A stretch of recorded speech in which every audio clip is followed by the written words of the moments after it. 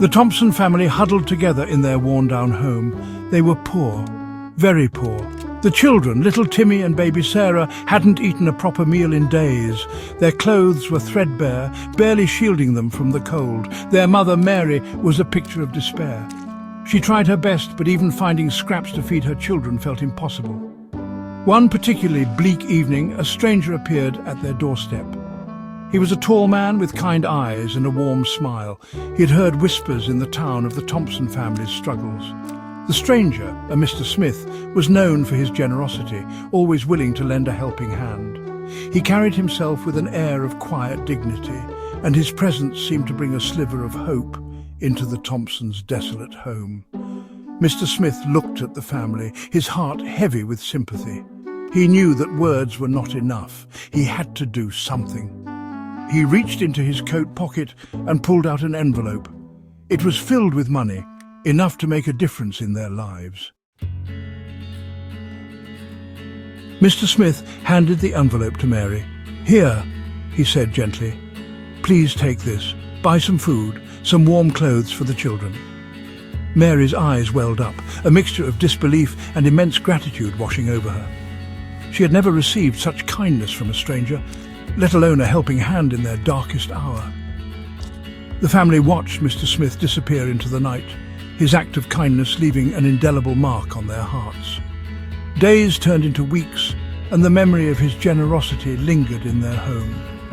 They cherished his gift, the symbol of hope he had given them, but as much as they needed food, as much as their stomachs rumbled with hunger, the money remained untouched.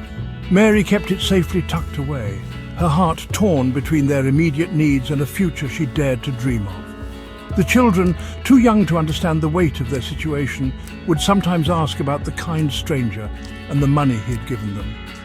Mary would smile sadly and tell them that it was a secret, a special gift they would use soon. The truth was, Mary had a plan that went beyond filling their empty stomachs. She yearned for a better life for her children, a life free from the clutches of poverty. She dreamt of sending them to school, of giving them an education, a chance to escape the cycle they were trapped in. The money Mr. Smith gave them was not just money, it was an opportunity to invest in her children's future. Mary knew that buying food would provide temporary relief, but it wouldn't break the chains of poverty. Education, however, was their ticket to a brighter future. A future where they wouldn't have to rely on the kindness of strangers. Every night, Mary would stare at the money, her heart aching with the impossible choice she had to make. She could almost taste the bread, feel the warmth of new clothes on her children's shivering bodies.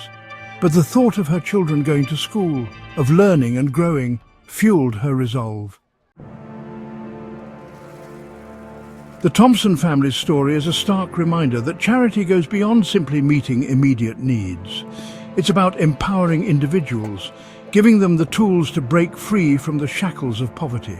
It's about understanding that sometimes the most valuable gifts are not the ones that provide instant gratification, but those that plant the seeds for a brighter tomorrow. Mr. Smith's act of kindness, though driven by the purest of intentions, revealed a deeper issue. It highlighted the systemic problems that perpetuate poverty, forcing individuals to make impossible choices. The Thompson story challenges us to think beyond temporary solutions and strive for long-term change. It reminds us that true charity lies in equipping people with the means to lift themselves out of poverty, to create a better future for themselves and generations to come. It's about investing in education, healthcare, and opportunities that empower individuals to become self-sufficient and break the cycle of poverty.